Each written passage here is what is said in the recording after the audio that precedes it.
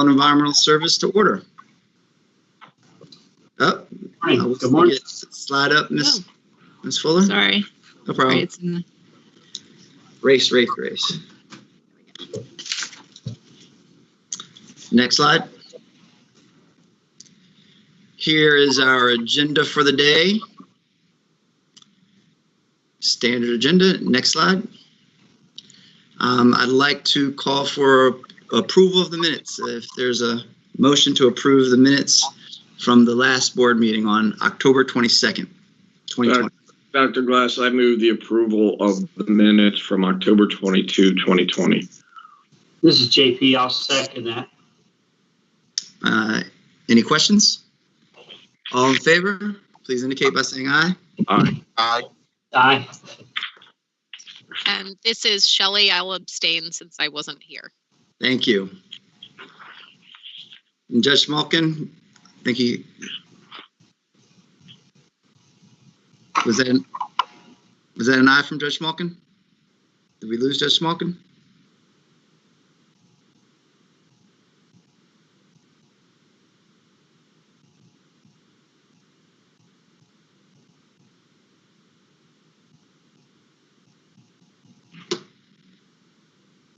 Can't lose anyone technology-wise.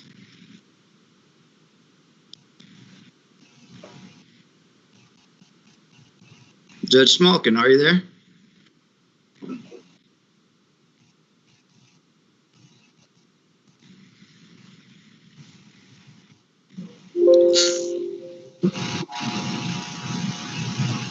Mrs. Fuller, can you identify if Judge Schmalkin is lost or left, or I know he was on earlier. This is Jana. I can see his icon at the bottom of the screen. It appears he's having technical difficulties. He's still with us. I will reach out to him and see if there's any assistance I can provide. We'll wait then. And maybe he can call in. So we have at least we have sound with him. Yeah, and it looks like Joe Snee is also muted, just so you know, Joe. I muted myself, Pam. Okay. Just wanted to make sure. I'm having technical issues too. When I share my screen, I can no longer see everyone. So,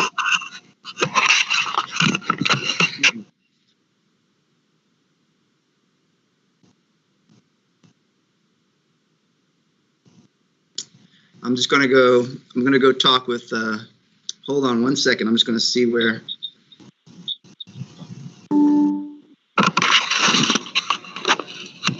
Okay.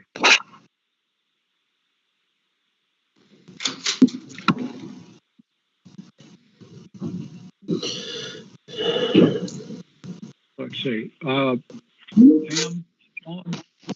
Can you hear me? Hello? Hey, Judge Schmalkin, you there?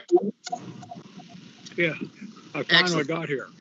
I saw you earlier, but so did you approve the minutes?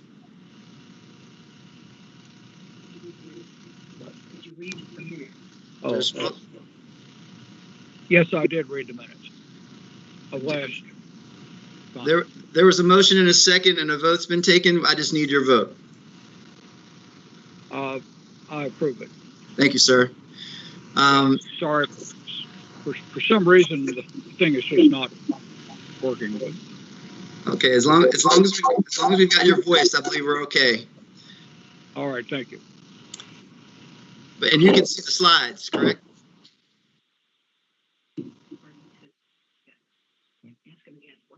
Judge Schmalkin, can you see the slides? Can you see the slides?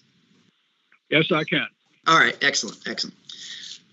All right, so first, I'd like to introduce Miss Shelley Heller as our new addition to the board of directors. Miss Heller is the Kent County Administrator, and we give our warm thanks for her for joining the board and willing to share her local, state, and federal government experience in multiple areas of finance, HR, procurement, And please, everyone, join me in giving Ms. Heller a warm welcome. I don't know if we clap. Thank you, Ms. Heller. Virtual clap. Welcome aboard. Thank you. I don't know if you'd like to say anything, just a greeting, Ms. Heller, or? Yeah, well, I'm very excited to be here and to be a part of this organization. I've had somewhat of an affiliation for about 9 years with MES at on various levels. So I'm very excited to be a part of this and anxious to be a part of the first board meeting. So thank you. Thank you so much. Thank you so much. So the next item on my director's report is to report on my expenses in the last month, and I continue to refrain from any travel or business expenses, and nothing during this time period was directed to any subordinates for purchases. However, recently in the next time frame, there will be an expense related to purchasing. I asked for Mrs. Leach to purchase a gift for the 3 outgoing board members. So in lieu of being able to get together due to the pandemic, I wanted to give them an appreciation from the Maryland Environmental Service for many, many years of service to the agency. So there will be a receipt that's presented. It is approximately $400 for all 3, and there will be some added expense for shipping. And I wanted to show you all, I guess it's best with a black background. It's in essence, it's a something to go on a bookshelf. It's not showing up that great on the screen, but maybe when I stand in the background, you can see it. So it's just a thank you. And this one is to Mr. Addison. It just reads, in sincere gratitude for outstanding leadership provided to Maryland Environmental Service 1994 to 2020. So I just wanted to share that, and if there are any questions or issues with that expenditure, just let me know. Second introduction for the day is I'd like to introduce Mr. Stephen King to the board. He is the new Managing Director, Administration. He comes from the Maryland Department of Labor, where he was the Director of Training. He has held positions over his 30-year career in the private sector, academia, and in state government. He has a bachelor's degree from Syracuse University and a master's in business administration from Loyola University of Baltimore, Maryland. I believe his diverse background will be an incredible asset as he supports safety, human resources, procurement, building services, and the grants office. Please give a warm welcome to Mr. King. Hey, Mr. King. Welcome aboard. Welcome, Mr. King. Thank you. So just a review of the last few weeks of meetings that I've had, and I'll try to summarize these pretty quickly. We held our first unconscious bias training seminar at MES on November 3rd. Ms. Erica Sally of True Synergy LLC won the procurement to give 3 seminars to senior staff and members of the entire organization that sign up for it. You get a nice certificate. I attended the first one, and it went very well. Last month, I introduced the concept of, or I told you about a meeting I'd had with Mr. Adam Ortiz, Director of Montgomery County Department of Environmental Protection, and his interest in expansion of leaf grow. The first kickoff meeting of the executives and team members from all 3 organizations met on November 4th. There was a large discussion of the limitations of expansion of leaf grow. It's limited, and the bagging operation is limited in Montgomery County to 650,000 bags, but there's the concept of expanding to other properties in Montgomery County. In addition, there was a discussion of food waste collection and really enhancing Leaf Grow Gold or coming up with other products. So Mr. Tomczewski has already followed up. In Prince George's County, there isn't a bagging operation right now. One was investigated in the past. But Mr. Tomaszewski is already engaged with Prince George's County as a follow-up, and the way we'll do this is that Mr. Tomaszewski will meet with both counties with his leadership team and discuss with them the opportunities. I'll meet with them regularly, and then quarterly we'll have a joint meeting of the two county and directors of environment. Mr. Joe Gill was at the first kickoff meeting and had some great ideas as well. So that went very well, and that will be a continuing investigation into expansion of those operations and food waste as a particular interest in how to move the state really in looking at that organic waste and not burying it, but getting the energy out of it and creating positive products. That was a busy week because on the next day, 11/5, Mr. Tomaszewski and I met with Treasurer Kopp. There's a Baltimore Sun article related to the natural gas pipeline on the Eastern Shore. We met with her. Her biggest question was related to the possibility of renewables, renewable natural gas, and anaerobic digestion of organic waste on the shore, and a couple of companies that are already investing and developing those technologies. They're old technologies, but that are working on it. And, you know, she really was focused on asking me how I felt about the concept of that pipeline being 100% renewable natural gas by 2030. I expressed to her that that is not the role of MES. MES does not set environmental policy. In theory, there are lots of things that are possible, but just we don't deal with establishing policy for the state in energy or water, wastewater, air pollution. That is the role of the Maryland Department of Environment and the Maryland Energy Administration.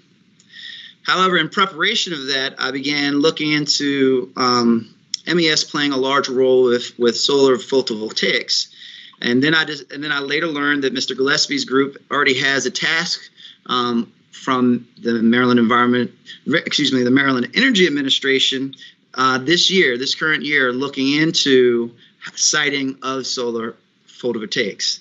I've discussed this concept with the director of the environment from MDOT, the Secretary's office, who used to report to me, Director Dr. Tung, and a senior staff member at DGS.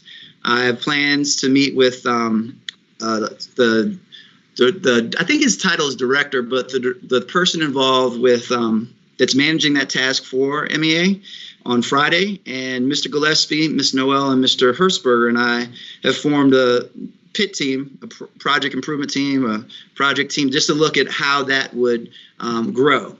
That all came from, as reported last month, a meeting with Ms. Nita Satina, the parks superintendent at DNR, that has an interest in expansion of solar photovoltaics on parkland. So we're just going to keep following up with that one. We're going to try to really come up with a tool to help with siting based on geospatial, the big geospatial engineering services section of the business, and try to really see if we can get some movement towards expansion of solar photovoltaics on state property. There is an executive order that Governor Hogan put out a couple of years ago related to that, which really charges DGS and MEA with finding energy efficiency and expansion and lowered costs for energy. On Veterans Day, I met with Executive Director Bill Doyle in our second meeting. Executive Director Bill Doyle of the Maryland Port Administration. He continues to be laser focused on Seagirt Berth 3 expansion to have the ability next summer for the port to receive 2 post-Panamax ships. We are going through another portion of procurement for that project, and we're working hard to resolve it within the next month before Christmas. And then my last note on a project is that I asked Mr. Gillespie to look into biochar. Biochar is basically a concentrated carbon that is a product of pyrolysis or gasifier, low oxygen burning of carbon waste. And it creates something similar to a zeolite, something that has a high porosity that you can then put into the soil, and it is actually carbon negative. We met Mr. Gillespie connected us to a company called Bioforce Tech that already has a facility on the West Coast that is drying biosolids waste from human waste, from wastewater treatment, and creating a product. They can do this for biosolids, food waste. They do this for yard waste and agricultural waste. The company has patented technology, and they also have a guarantee to sell the product. They sell the char produced from these facilities, and they guarantee if anyone buys their plant that they will take the material and sell it and give 10% of the proceeds. I don't know if that was profit or just straight proceeds. 10% of the proceeds to the client that bought the system in the first place. I've already reached out. I haven't confirmed the meeting date with the Maryland Department of Agriculture. They have a manure treatment technologies fund that is funded by the DNR Managed Chesapeake Bay Trust Fund, and that's had a lot of resources in it and several failed products that haven't been able to deal with the dryness of poultry litter. So I'm really excited about the concept of biochar and all of its applications in the state. But that's one of two companies that I know of that already have a developed technology to actually produce it. And we just have to go through what the cost would be and a benefit cost analysis. It was led with Mr. Gillespie's water and wastewater section. However, one of Mr. Tomczewski's staff members was there as well. And I really think that's a great cross-cutting technology for all three of our operations groups. And with that, I continue to also meet with Dr. Mary Beth Tung, Executive Director of the Maryland Energy Administration. And that is it for my update on my meetings. We did receive a double payment from the town of Sudlersville on November 3rd for the October and November payments. So that was at risk at our last meeting, and at this point it's not at risk, and we'll see. That payment was received electronically, so hopefully things will move smoother with a regular payment and the pay down of that debt. And my last comment in my director's report is that I mentioned in the last board meeting that we would be kicking off a policy project. That project is led by Mr. Bhatti and Mr. Tomczewski, and they are reviewing all policies, updating them where required. They are also comparing DBM policies and whether we utilize them or not. They will also be following up with compliance and the ability for us to have a searchable online database for the policies, as well as the ability to create a hard copy for those that want to keep it handy with them. And that is the end of my director's report. Are there any questions related to anything that I talked about?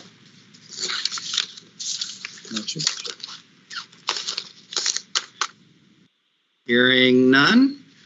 Next, we'll have the agency activity report. And any questions any of you had from reviewing the agency activity report? Go ahead. No, go ahead, Mr. Snee. So, Doctor, I did have a question on page 1 of 4. It's the Energy Reports MOU, and it describes associated with various projects. Just some examples of those various projects.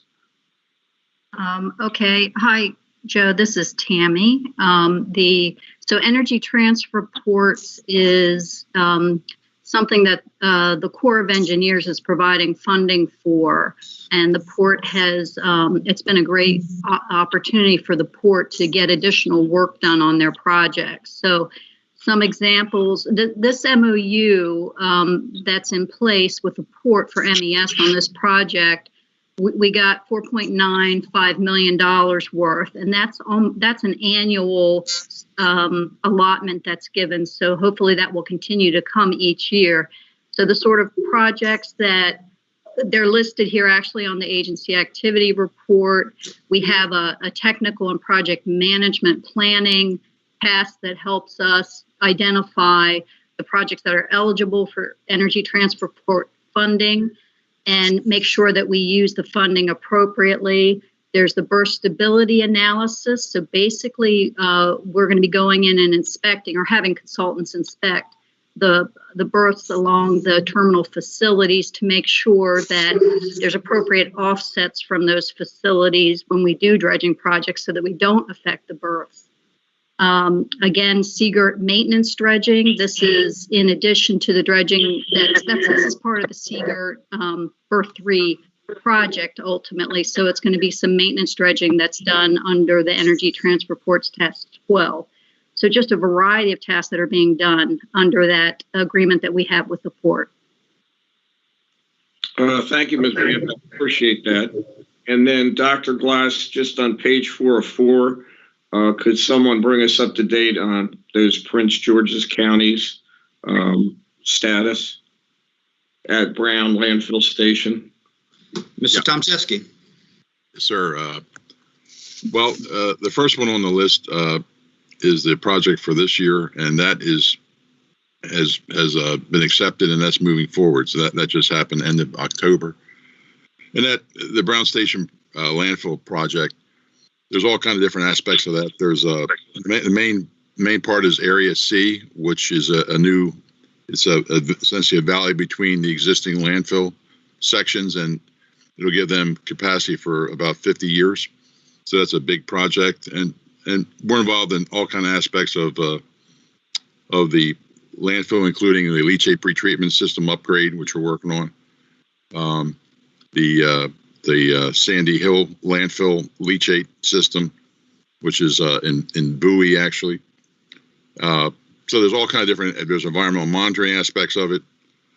So that's for FY21. That's the first one, $11 million. The $81 million one is something that's working its way through their system. It's just it's a 5-year deal essentially through 2025 or 4 years. So that hasn't been accepted yet, but it's in process. Well, you anticipated my question, Mr. Tomczewski. Do you anticipate that will be accepted once it weaves its way through the system? As long as they can do a multi-year contract, the answer is yes. I have because of all the work we've done this year, which has been incredibly helpful for the county, that and at the very least, I can see it continuing on a year-to-year basis for that period, maybe beyond, because we are filling a key role for them. So yeah, I think that's going to be a source of future work. We have a lot of people working on that right now. It's a lot of effort. So. Okay, very good. Thank you. You're welcome. Mr. Gill has expressed, Mr. Snee, Mr. Gill has expressed extreme support for Mr. Tomaszewski and that entire effort, and gives him credit for that large amount of future work for MES. Thank you, Dr. Glass, and Mr. Tomczewski is to be congratulated, his whole team, for their efforts. Agreed. Thank you. Thank you very much.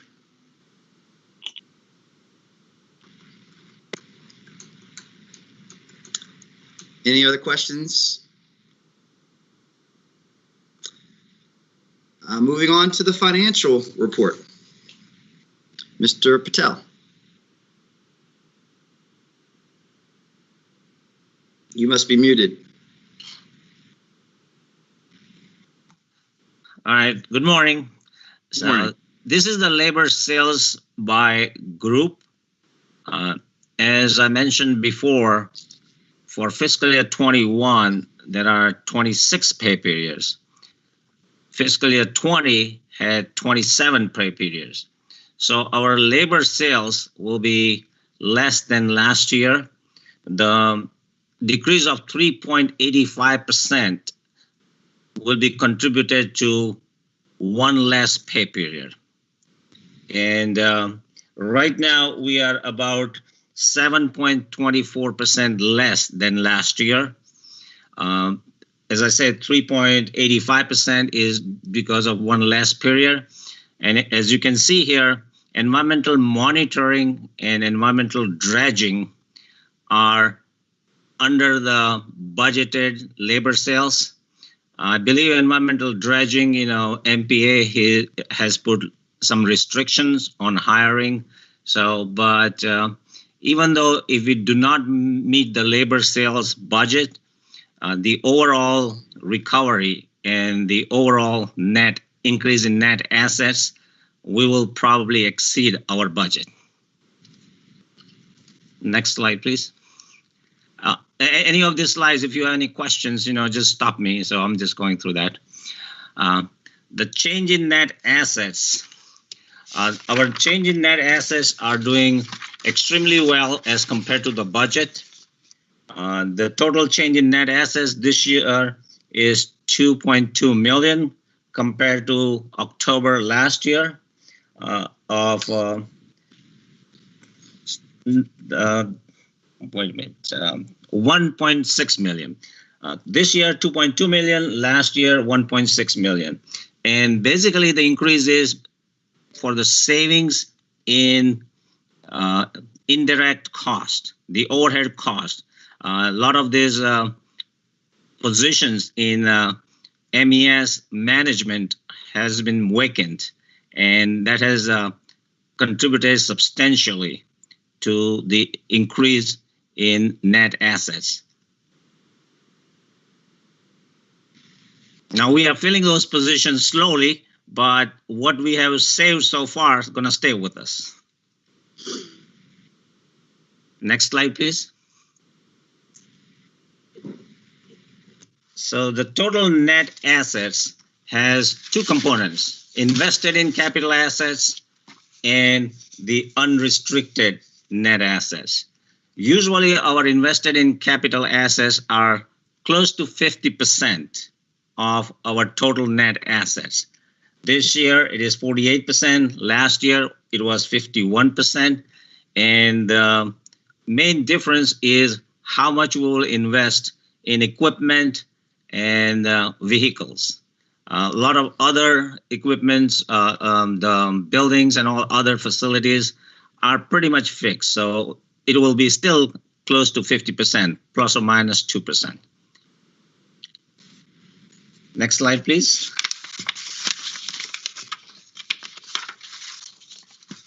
So as you see here, the budget versus actual.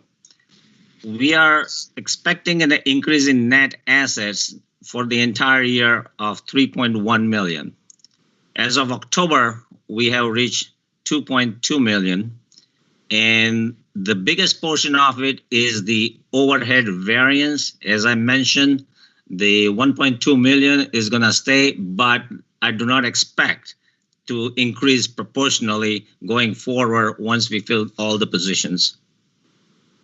And since there is one less pay period, our fringe benefits, the Social Security, the 401k, all those kinds of costs are lower than last year also. So we will definitely meet the budgeted full year of 3.1 million, even if we do not have the labor sales part of the budget. I think, we may be less about 650,000 than the budgeted, but some of this labor is seasonal and like a de-icing and all that. So probably we'll meet the budget, then the bottom line will be even better than 3.1. Mr. Patel, why are the 401k costs less this year than last? So because it is based on the salaries, we pay from 3 to 6% of the salaries. So there's one less salary this year. So it will be, there will be less contribution from the employer for 401k. Okay, that makes sense. Thank you.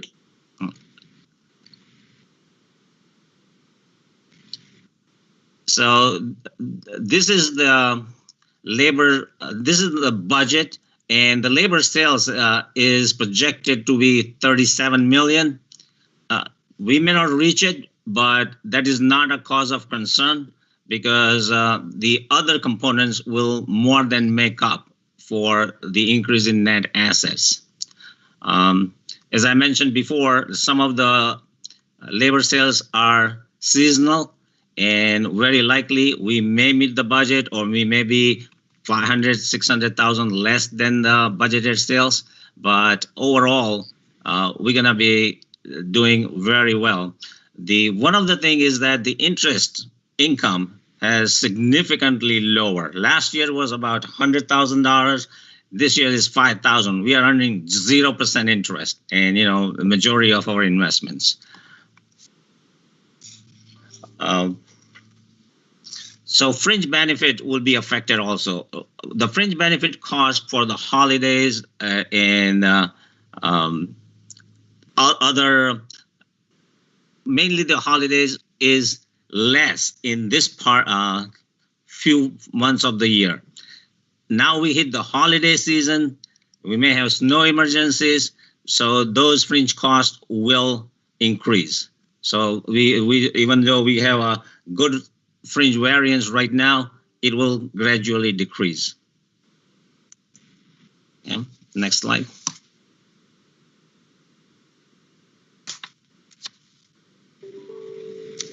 So for accounts over 90 days, a lot of these are with the project managers. They are negotiating with the client. They are in touch with them, and I will follow up with them and see if they need any assistance from finance. And I can probably meet with them or provide whatever documentation they have. But we will start working on some of the old invoices and provide whatever assistance the clients need to resolve those. The Maryland Port Administration paid in full on November the 4th. That was past due $35,000. Department of Public Safety and Corrections, $30,000. They paid in full 11/2, the November 2nd. Couple of them are with the legal, the JR Sales and Wise Recycling. And as Dr. Glass mentioned, the town of Sudlersville paid $40,000 on November the 5th. They still have outstanding invoices, current plus past due of $378,000. If we keep on receiving the payments on the 1st of every month, $20,000, it will pay current invoices plus a little more towards the past due invoices. So it will decrease, the past due amounts will decrease every month as long as we receive the payments. And it is set up electronically, so there is no delay in mail or processing by them. It is just a direct ACH transfer. Is Mr. Coleman on, Dr. Glass? Yes, he is. Mr. Coleman, in the minutes from last month, at the very end, it mentioned that Wise Recycling may no longer be in business. Do you know that to be the case? They are not in business in Maryland. We have filed suit in Anne Arundel County Circuit Court to collect that debt, and we also filed a motion for summary judgment, and the court indicated that they wanted to have a hearing on our motion rather than rule on it without a hearing. So we're waiting for that to get scheduled. Has there been a response to the motion for summary judgment? There has not been. Okay. Should just be entered then by default, should it not? I would think so, but for some reason the court wanted to schedule a hearing on the motion. Okay. Thank you. Sure.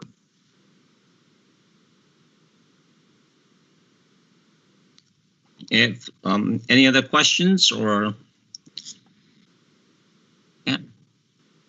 All right. Thank you. Thank you, Mr. Patel. Ms. White with the Human Resources Report. Good morning. We currently have 855 positions, and our vacancy rate when all of our new hires are brought on board will be 3.89%. We continue to hire every month, even during COVID, and we have hired presently 62 new employees since COVID began.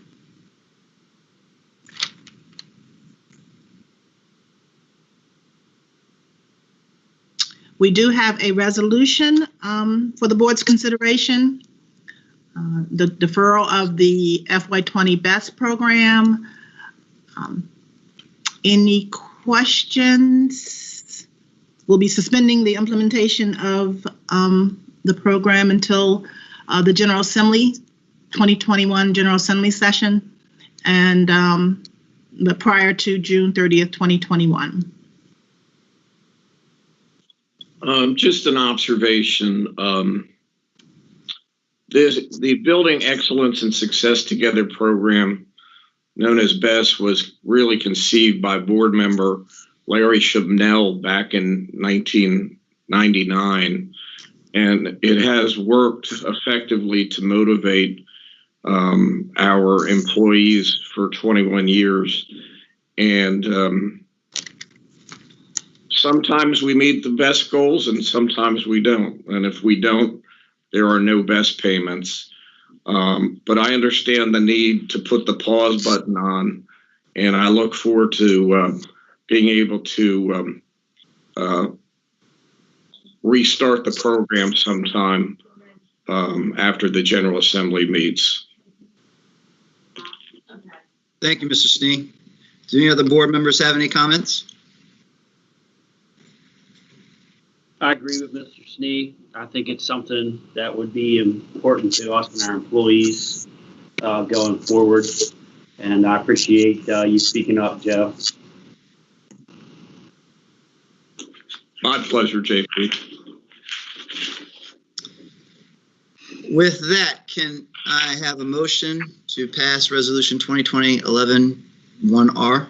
With that, I'll move 20-11-1R.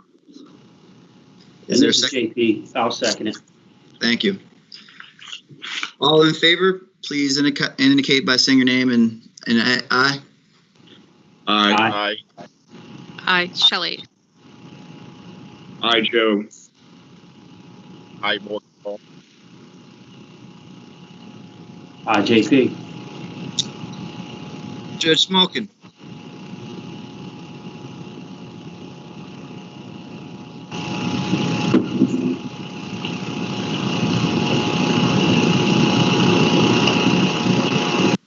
Judge Smolkin?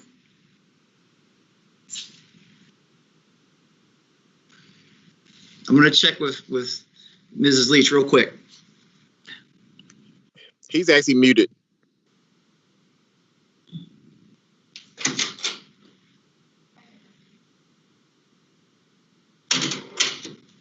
Judge Smolkin, please unmute your mic, please.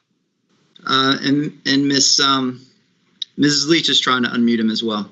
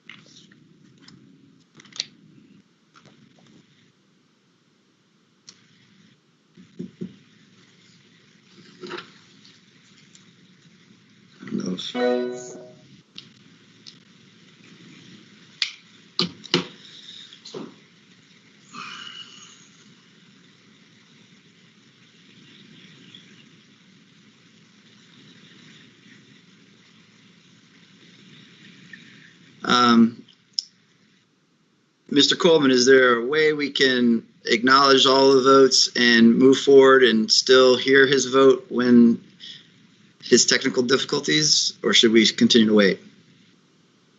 You can return to this item once Judge Smolkin is back on the connection. Okay, excellent. Did you see the note that Judge Smolkin just sent? Oh, okay. Did you send a note via email? Yes, he did. I'll note that he sent. He says that he agrees. Sent through the messaging system. Okay, excellent. Excellent. I see it now. I see it. Excellent. All right. group updates from the managing directors, from the 3 operating managing directors. Hi, everyone. I just wanted to update you today on the outreach and education related tasks that we provide. Hello? We can hear Yes. you now, Judge Malkin. You can hear. Yes, we can. We'll need you during the procurement. This is going very, I agree. I'm sorry to hold you all up. Something is just not working in the machine, so Okay. I'm going to get a hammer and fix it. and leave your phone. Just leave your phone on. I kept on trying that. It decided it didn't like me, so I'll be calling you at various times. I'm terribly sorry, folks. I've got to go back to my quill pen. I'll just hold it up. Yep. Just leave your phone on. Just stay on. Just that way we can. Oh, I'm trying. Okay. Thanks a lot, Ms. Banta, Thank you. please. Okay, so normally we highlight, a lot of the big dredging related projects, the dredge material containment facility operation that we do, but we also do a lot of other work on behalf of the Maryland Port Administration. And today I just kind of wanted to highlight the outreach and education related tasks that we do. This is just some of the tasks that we're involved in. And on the agency activity report, we have about $1.2 million worth of proposals going through to the port to support our staff. And also we have consultants working for us as well to support the effort. We have about 10 staff that provide outreach and education related services for the port. And the staff do everything from actual giving tours at our facilities, coordinating the Terrapin Outreach and Education Program, meeting support services, and just a variety of things to help the port connect to the stakeholders. So just wanted to give a highlight to our and a shout out to our outreach and education team that do a lot of the feel good work that the port has with the communities. Thank you for that, Ms. Banta. Mm-hmm. Dr. Glass and Ms. Banta, just one observation, since we have obviously a lot of new board members, and I've been out for the Terrapin release, and it's a lot of fun to see having raised them and then releasing them, and I'd encourage any board member to take advantage of that and go see it for themselves. You'll be very, very impressed. Do you think it will survive the current plague, or are we going to have to wait another year or two? 6 more months. 6 more months. Thank you, Ms. Banta.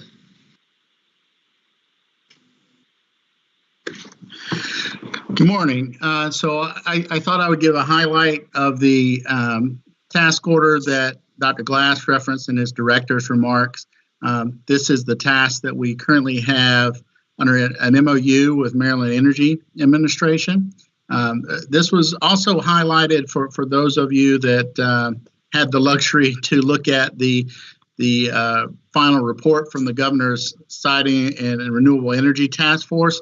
This agreement between MES and MEA was highlighted in that report as one way that the state wants to move forward with promoting solar and greener energy production within the state. So this task is to help MEA with their not only the siting of potential solar, but also outreach with other state agencies as well. It includes various tasks that we can do and support. You can see some of those listed here on the screen, such as modeling and GIS support. Owner's representative would be, contracting and putting RFPs out and so forth, and managing those projects going forward. One of the initiatives that we've been discussing recently, as Dr. Glass mentioned, is developing some sort of GIS-based tool to help site solar facilities more efficiently. There are a number of tools that are out there, some of them developed by private sector and universities. A lot of the current assessment tools are basically just a way to overlay a bunch of different types of data and say, okay, based on what I can see, this looks like I might have a problem or I might not have a problem. Some of the things that we're looking at implementing in concert with MEA is similar to a tool that we've developed for MDE and SHA called the Watershed Resources Registry, where it takes all of the various environmental data, puts it into a model, and then actually gives you a ranking system for a parcel and gives you costs associated with that parcel of land as well. But it lets you know on a scale typically from 1 to 5, is this a better area to implement a project, or are there some significant hurdles that you would have to overcome if you needed to do it at this particular place? And this ties back into being able to permit projects more efficiently as well, and that's part of our initiative that we're supporting MDE with. So there's a grand vision here with not only supporting more solar and greener energy in the state, but just doing it in a more efficient manner and making it more possible. So we look forward to continuing our conversations with MEA, and Dr. Glass is putting a little muscle behind it, so that's great. We can keep it moving forward. Excellent, Mr. Gillespie. Any questions? Thank you. Next slide. This is Steve Tomczewski. Our focus this month is on the Brown Station landfill in Prince George's County. MES has been operating the leachate pretreatment facility there for quite a few years, and it's due for an upgrade. Facility takes leachate from the Brown Station landfill, and we treat it, pre-treat it, and it's discharged to WSSC. The upgrade project is estimated at $11 million, and it needs to be completed by December of 2024 to be ready for the cell I talked about, the new cell for Area C. For that project to open up, there'll be a fair amount of leachate generated when a new cell opens. So that's our focus. Currently, we have a contract with Geosyntec to provide 30% design. They're working off of our A&E shortlist, $182,000. Their task is to explore different potential technologies such as sequencing batch reactor, moving bed biofilters, integrated fixed film activated sludge systems, and others. As a matter of fact, we actually had their first presentation of their draft report was on a Teams call yesterday. So the project is moving ahead, and that's about it. Any questions? I have one, Mr. Tomczewski. Sure. So when it's upgraded, what will be the difference between the pre-treatment now and the pre-treatment, in 2024? Well, a lot of the parameters, mostly they're worried about things like nitrogen, ammonia, ammonia, total solids, dissolved solids, soluble solids, TKN, PCBs, different constituents, and the requirements, the limits for those have been reduced by WSSC. So that's why we need to upgrade the treatment process. The plant design is 30 plus years old, and it's in need of a major upgrade. So it's tightened in environmental discharge permit conditions would be my answer. Okay. And what is the source of funds for the $11 million upgrade costs? That's Prince George's County. All on them. Capital. Yes, sir. Okay. That's all tied into that. Those other projects we talked about in the agency activity report. Okay. That's all part of that grand scheme for Brown Station landfill that we're involved with. All right. That makes sense. Thank you. Okay. And just to mention too, we also have involved our wastewater folks. Partha from the wastewater group he's our guru as far as the engineering design here, and so we try and work together. So it's an important aspect, and that's all I can say about that. Okay. Excellent.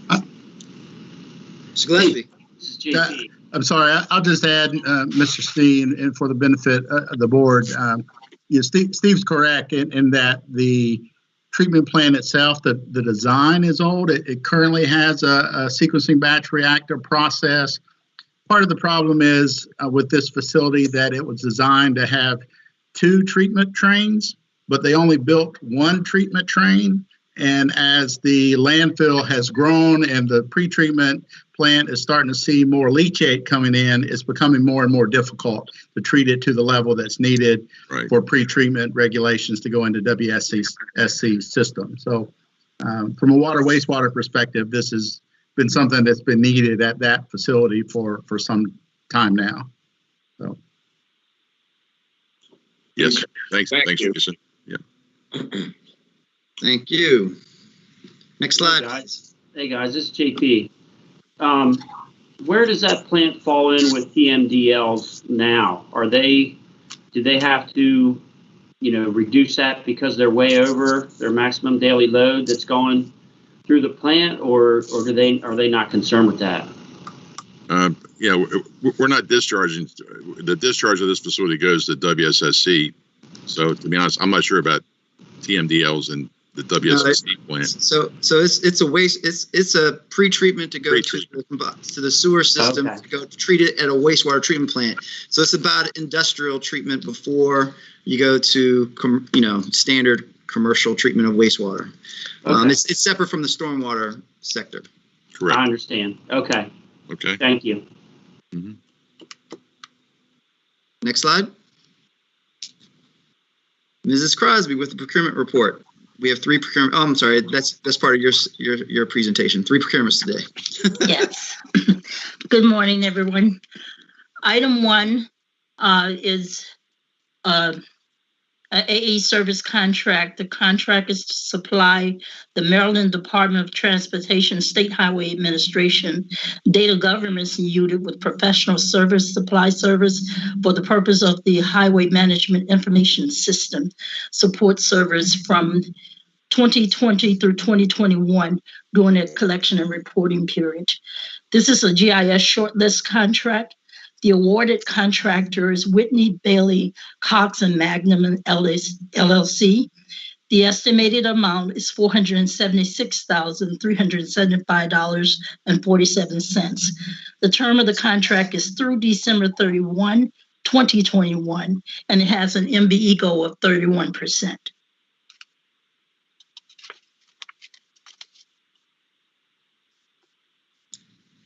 Are there any questions? All right, this is Morgan Hall. Just a question. Hello? Yeah, we hear you. Go ahead. Okay. So this is just for GIS mapping data, and the data goes directly to MDOT. That's it. Mr. Gillespie? So Mr. Hall, this has to do with a number of smart sensors that SHA has distributed throughout their system and data collection. Part of that is weather data, air quality data. Some of the data is also traffic data and so forth. So this is getting all of that information, putting it into their centralized database, which is the HMIS system, or the Highway Management Information System, and then using that to make TMDL project decisions. Once that information is put into a database, they can make smarter decisions about what they need to do from a not only environmental standpoint, but they also use that for congestion planning and so forth. So we're focused more on, obviously, on the environmental side of those decisions. Okay, tracking. So does a Whitley do they update the data periodically also, or would that be a separate contract? No, sir. They actually we used the term in the past on site, but they're not actually on site. They're teleworking as well. But this includes a WBCM employee that's dedicated to this project that used to sit on site at SHA. So they do update that data some of the other subs here help with collecting and processing of the data. Okay, it's perfect. Thank you. Tracking. Yes, Thank you sir. so much.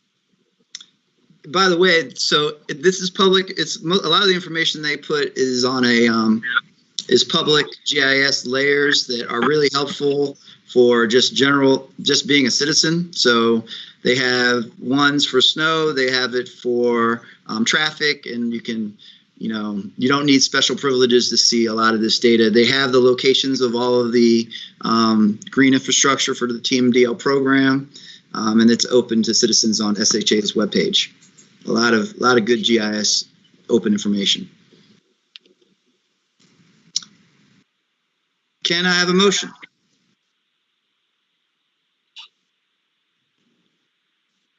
Morgan Hall. Go ahead.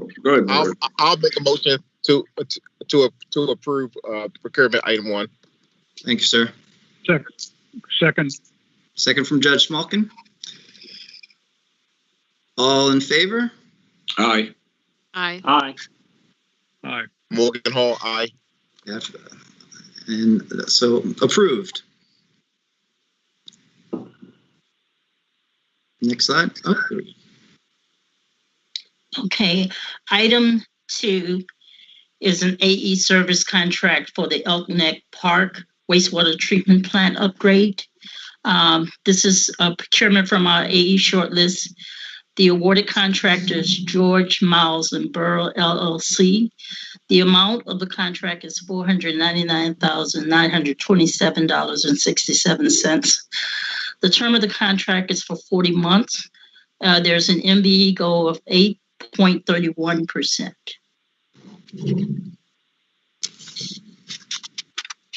I'll move on.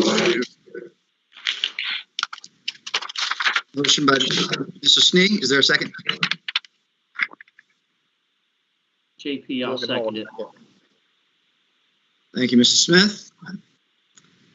All in favor, please indicate by saying aye. Aye. Aye. Aye. There you go. Next item.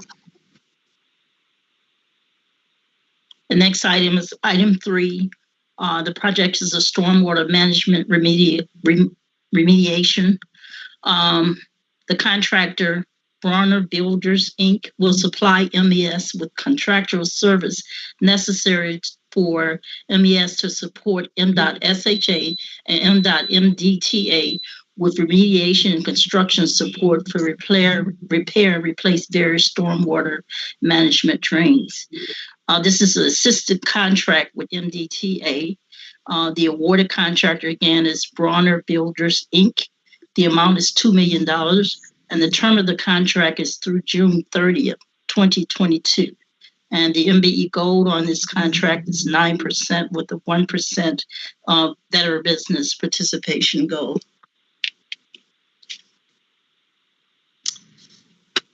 Any questions? I've got questions. Looking at this, I can't tell whether it's countywide, statewide. If we don't see a specific county or a small town or something like that, we assume that this is an all state matter. Mr. Blessing? This is a statewide contract.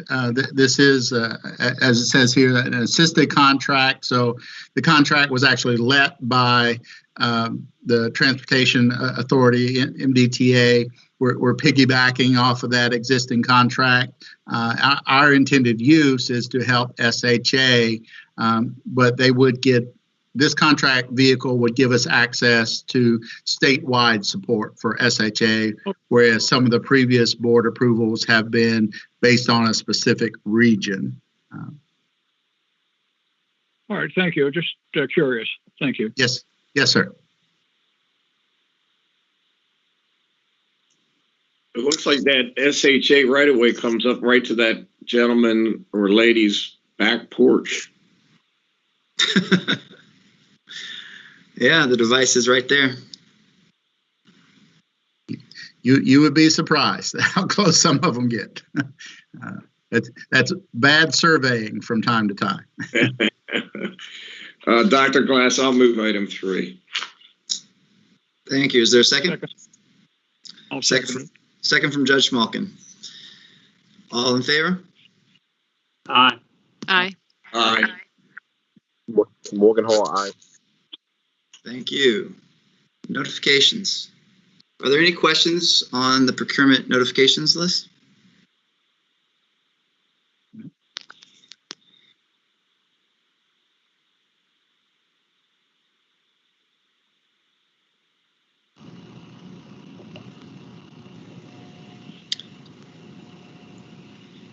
Hearing none, we'll move on to the legal report from Mr. Coleman.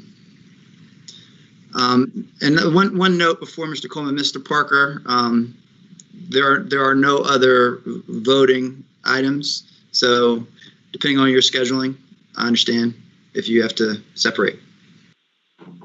So Thank you. I got a little bit of time. Okay, good. I just want to make sure. I know I'm sensitive to your time, to your scheduling. I appreciate it very much. Mr. Coleman. Good morning, everyone. Our office continues to be very busy in supporting the agency. As you've seen through the procurement notifications and the project updates, many projects are underway. Many of them require contractual drafting that we've been involved with, negotiation. One update of note was that we do now have a signed right of entry agreement for the sediment sampling for the Conowingo project. That's just for the sampling component, not the dredging piece. We still need to negotiate that, but that's a huge step forward for the agency. The various reviews are continuing. We're very much involved with those reviews. I won't get into the details here. If you have questions about them, I'd be happy to answer questions by phone if you'd like. And some of you have probably seen that the judiciary has had to step back from its reopening plan because of the COVID situation. That will probably impact several matters that we had scheduled for trial in early part of 2021. We have not gotten new trial dates or new schedules yet, but I'm anticipating that several matters are going to get pushed back even further. That's all I've got. Thank you, sir. Any questions for Mr. Coleman? Sean? Yes. Yes. Are we talking about things that are bench trials or jury trials? I would assume mostly bench trials, but.